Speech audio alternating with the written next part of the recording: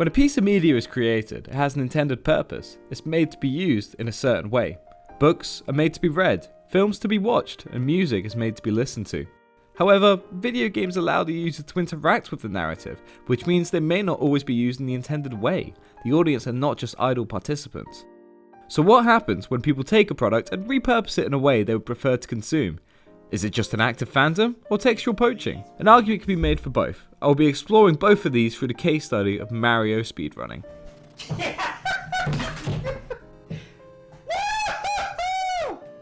That was it!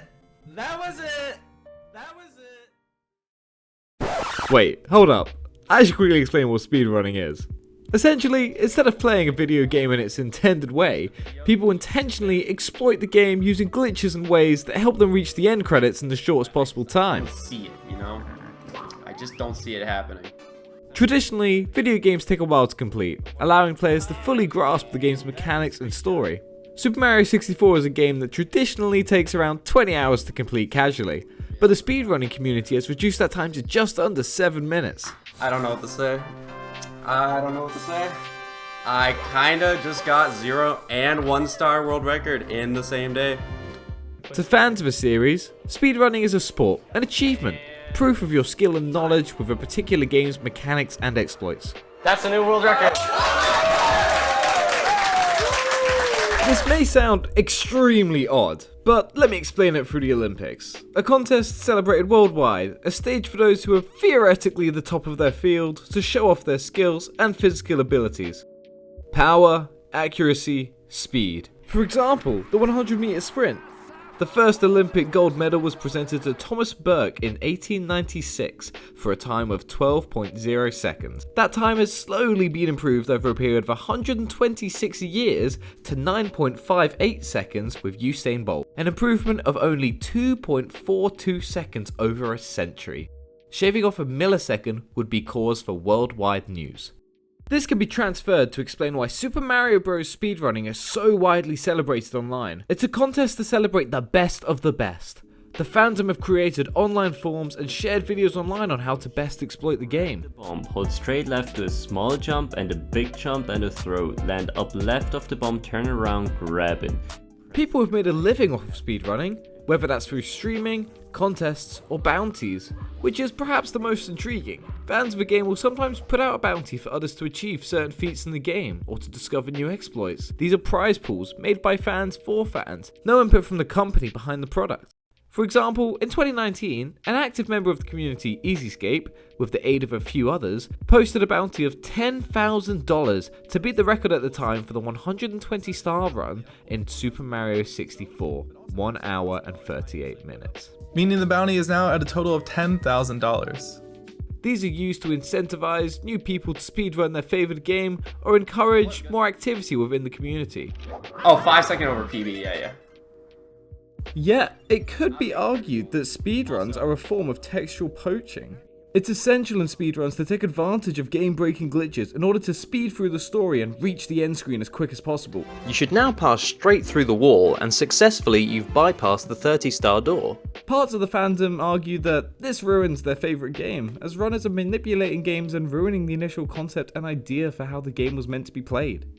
The idea of fandom here could be closely linked with fanfiction, both cases where the fan is taking a media product and making it into their own. To quote Henry Jenkins from an interview for New York Times in 1997, fanfiction is a way of the culture repairing the damage done in a system where contemporary myths are owned by the corporations instead of being owned by the folk, suggesting that perhaps speedrunning video games is a way for these people to break free of the system they are forced to grow up in. All of our lives, we're told what to do and when to do it. In school, we're forced to be educated in certain subjects at specific times dictated by a bell. We don't eat or go for a break unless it's the designated time. Hell, we can't even take a shit unless we're granted permission from those who we're considered inferior to. O'Shaughnessy and Chandler suggest in their book Media and Society that audiences are not just passive consumers brainwashed by media products, but are active participants making their own meaning.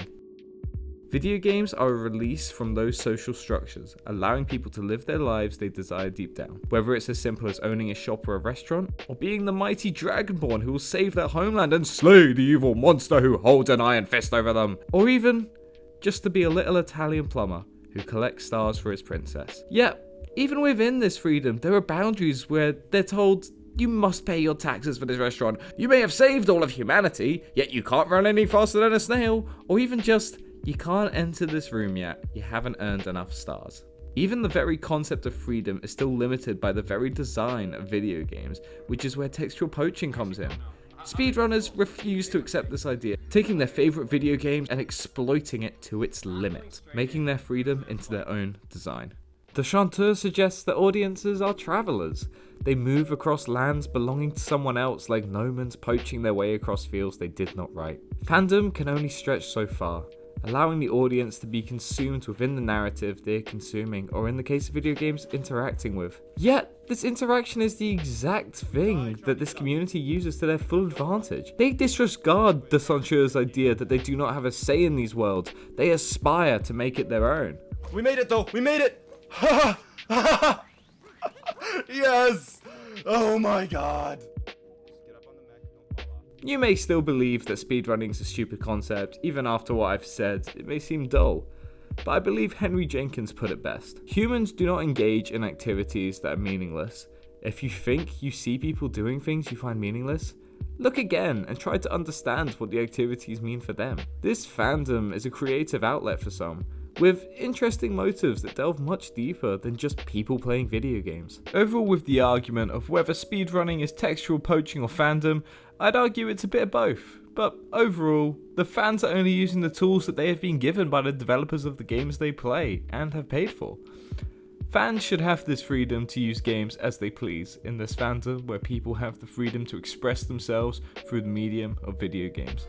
And I just got them both. I really wish I didn't mess with those throws, but kind of just got both world records in the same day. Oh my god, what the fuck, dude?